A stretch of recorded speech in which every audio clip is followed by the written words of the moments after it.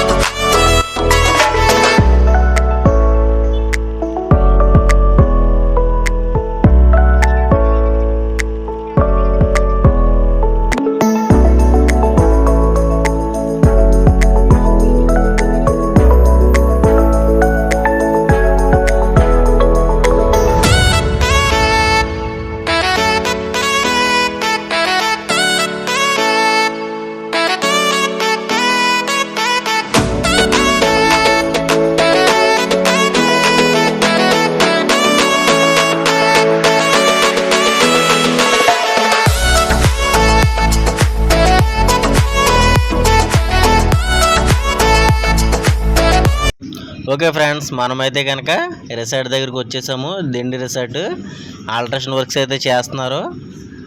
ఇక్కడ అంతా కూడా చాలా అస్సలు వర్షంలో సూపర్ వ్యూ అయితే ఉందండి, అదిరిపోయింది. జనాలు కూడా చాలామంది వచ్చారండి.